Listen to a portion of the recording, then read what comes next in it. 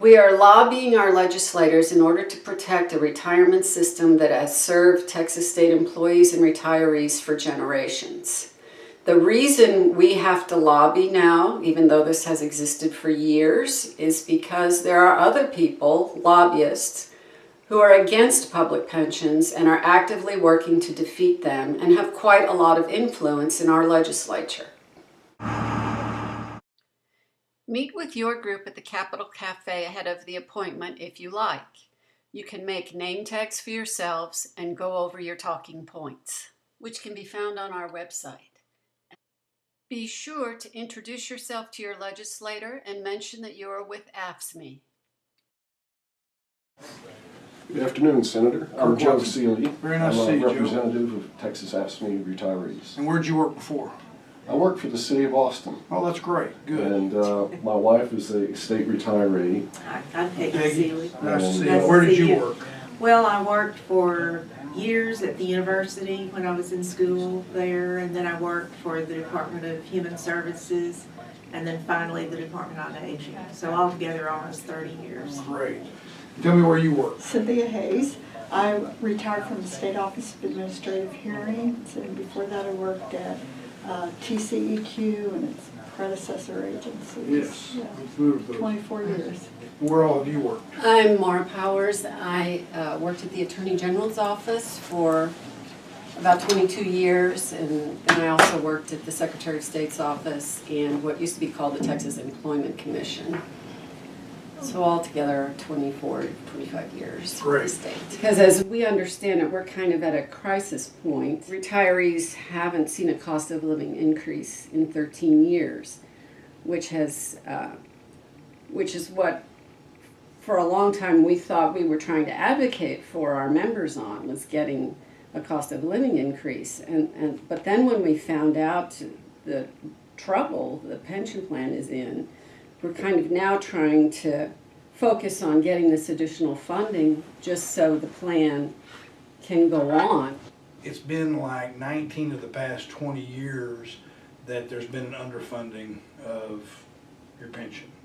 So what that means is that we are at a point where it's not actuarially sound, and it's going to get worse when there's some changes in the way they go about doing accounting. At least it's going to show up as a lot worse. And if the legislature doesn't appropriate these extra funding, it could spell the end of the retirement plan as we have understood it to exist for a few generations now.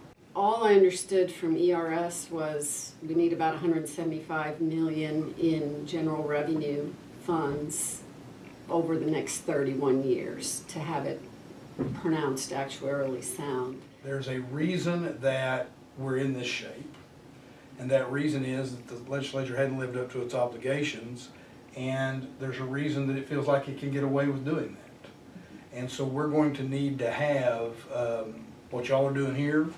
We're going to need to have not just retirees, but we're going to need to have current employees. Here's my best advice, is there's strength in numbers. Right. So we need to have the numbers up here at the Capitol.